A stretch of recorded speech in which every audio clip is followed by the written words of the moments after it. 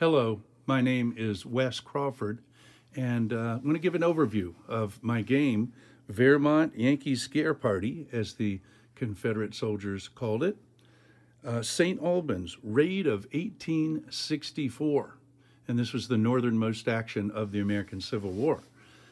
During the course of the war, thousands of Confederates became prisoners of war in the North, and tens of thousands actually escaped and made it to Canada. The Confederacy saw this as an opportunity to carry out cross-border raids with four main objectives. They wanted to punish the North and raid and terrorize their towns, burn buildings down in order to, as retribution for what had gone on in the Shenandoah Valley and in Georgia. And they wanted to thereby make the Union take combat troops away from the South to have to guard the North to protect against this and ease up pressure down in the South. They wanted to also rob banks to gain funds for the Confederacy, and they wanted to create great animosity between Canada and which was still part of Great Britain at the time, and the United States, and hopefully bring Great Britain in on the side of the South. So these are their four aims, and they really only carried out one major raid in this manner, and this was it. So there are four phases to the game. The longest, most involved phase is this first one. You'll see right here, this is the town of Vairmont in 1864. What we have over here is eventually raiders will escape and try to go from St. Albans, make their way up to Canada, which is only, depending on how you went, like 15 to 20 miles. And they did have to steal horses to pull this off. Later on, a lot of the Confederates were captured, even by Canadians, and placed on trial. So the third phase, here is a trial tracker. This is the St. Albans direction and the Raiders direction. Keep track of victory points up here. Only the Raiders gain points, and the citizens of St. Albans want to keep them from gaining points and subtract from them by killing and capturing raiders. And then what happened in real life, during the trial, it came out that if they could prove that the raiders, even though they were dressed as civilians and had come into town and just ones and twos and threes and acted like civilians for up to a week before the raid, if the Confederacy could prove that they were actually working under orders of the Confederacy, then they could be acquitted, because there was no law against that in Canada at the time. And so we have over here the Covert Mission, and players will play cards because this is part of the game is card driven. This last part is just cards, and the first part card assisted. But the Confederacy has to try to use these three routes to get down to Richmond, Virginia, and send couriers, and hopefully for them, somebody can come back with the proper paperwork from Jefferson Davis saying that they were working under the auspices of the Confederacy.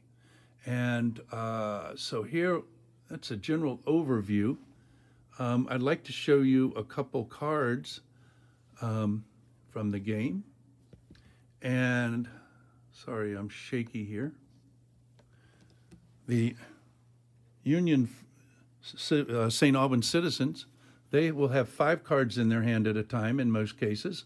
Here's an example of one I just chose randomly. Sheriff Sherman joins the posse.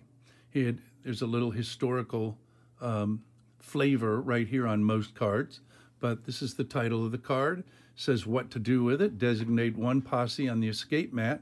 That posse may move an extra space this turn. And the raiders, if they have a decoy, they have to take one off the board.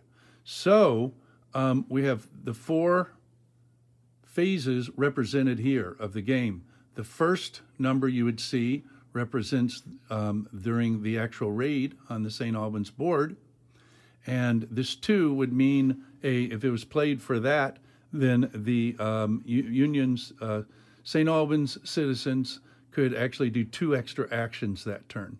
There's a line here in the escape because the nature of this card is for the escape phase, but it could also be played in the trial and gain 1 trial point in the St. Albans direction favor if you wanted to play it for that, and then a 2 in this case in the last position refers to the Covert Mission, and they get 2 strength points when they try to play in trying to get down to Richmond and back. So there are all kinds of cards here. Add citizens. President Lincoln refuses to grant passage for, you can see all kinds here. Wilder Gibson fires at escaping raiders, and that's Wilder Gilson. Actually, that's going to be fixed. I can point out a few things in this version that won't be like this when you would actually purchase a game or get a copy. So Captain George Conger, the hero of the raid historically, as he was being escorted after being captured, he did escape and went on to warn others, and that really helped stop the effectiveness of the raid. Confederates have the same kind of cards, things that are special for them, and with the numbers that have values for other phases. The Confederates also have 4 commissioners. These are the head agents up in Canada, and they can be played before the game even starts to add extra raiders to the mix, to give them extra Greek fire to try to start fires, which historically did not work very well because Canadian chemists didn't do a good job and it was a rainy day. And also to go pre-reconnoiter the Smith Mansion. That's right, the governor of Vermont's mansion was in this town. And the way you'd reach it from the board, I'll talk about it for a second. It's way up here, but it's really way down here.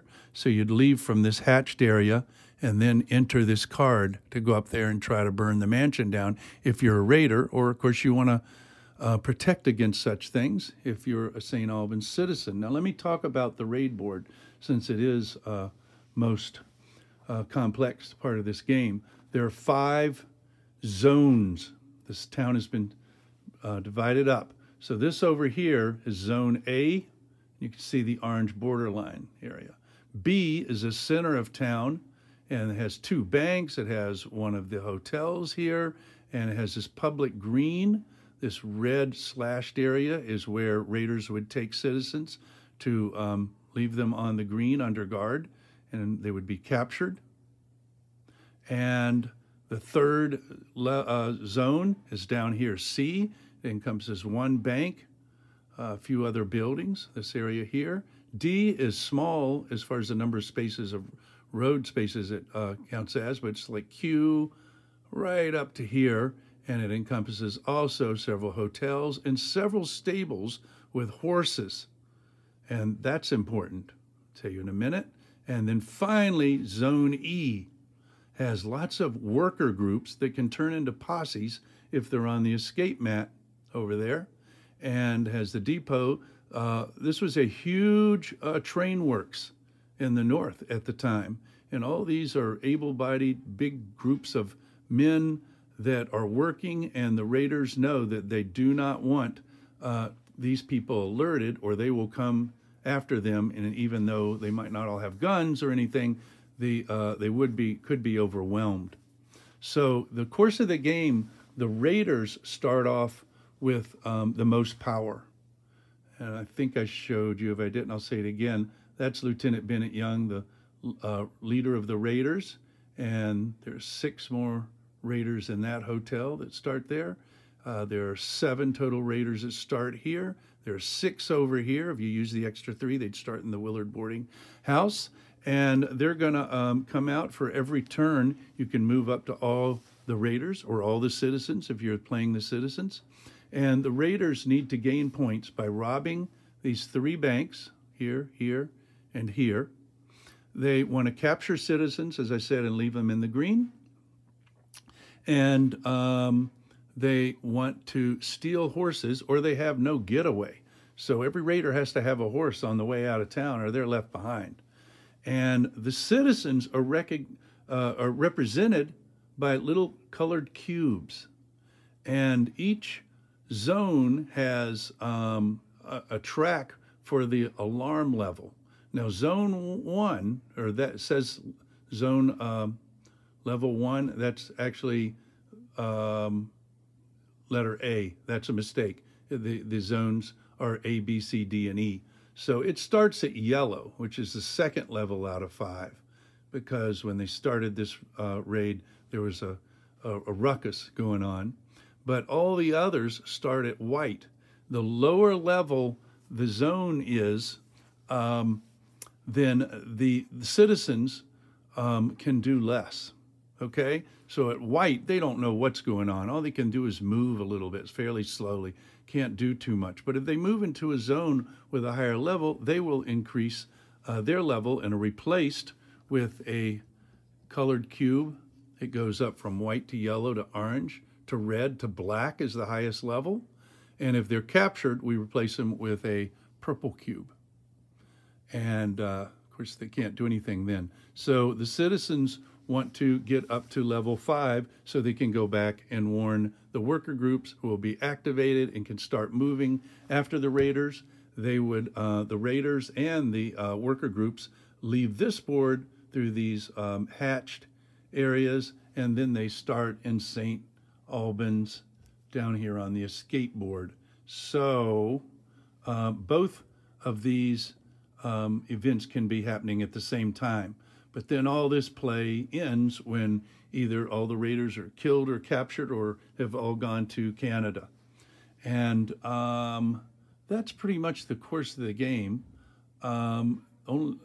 The citizens have the hardest time at first, but it's really hard to contain them because most of the actions that the raiders make, if they're significant, they're going to increase the level of that zone and give the citizens more and more power. I have a player's aid right here, and it lists all the actions available to the raiders, and it shows is their alarm level increase and by how much, how many victory points are gained by the raiders for doing that action, and if they contribute to St. Albans player trial points. And so we have like move to, every raider can first start with moving up to 2 spaces or 3 if they're on a horse, and then move 2 more spaces, confiscate a gun that's on the board, steal bridles and blankets, or else they don't do that, they're slowed down on the escape board, and capture St. Albans residents. It goes on and on. You can throw Greek fire at a building. Very little success, though, because in reality, the Canadian chemists did not do a good job, and it was making those, and it was a really rainy day. And you see it takes 4 raiders down there in number 12 to rob a bank. When raiders rob a bank, they will take a loot card for each turn they do so. And here's an example. They got $40,000 off that. In reality, the Confederate raiders stole what the equivalent today would be $3.6 million.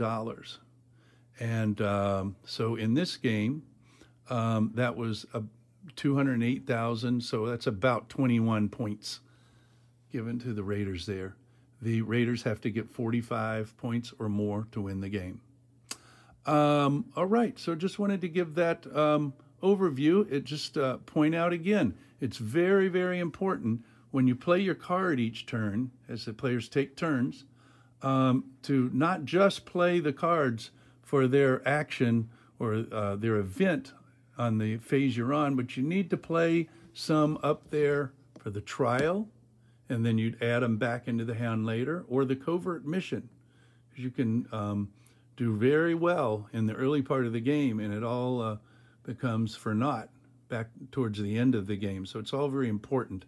The game on the raid board, I would say, is about 70% of the time, or maybe a little more. The escape mat, maybe 10% or 15%, and the rest is over the trial and the covert mission. So that goes pretty quickly at the end. This game, should have said at the very beginning, is for 1 or 2 players. You can do 2 teams of 2 people and sort of confer with each other. I've done that recently, and that works well too. But to play solo, you play as the raider, and these cards here, the solo cards, are used to determine the actions of the St. Albans player. And finally, yeah, just say I had the surreal opportunity to go to St. Albans, Vermont last week. And I'm from Maryland here, and have never been up that way, and took my game up there. Michelle Sherburne, noted author of the raid, gave my family and me 2 days of touring of all these sites. It was amazing. And then we played as a team against Lisa Evans and her husband Fisher, who are very avid gamers, and she is the director of the Historical Museum. So it was really a lot of fun. We lost to them as the Raiders, only got 42 points, needed 3 more points to win. And it was quite a hoot, and it was nice to have their seal of approval for the history and the board layout, all that from that time.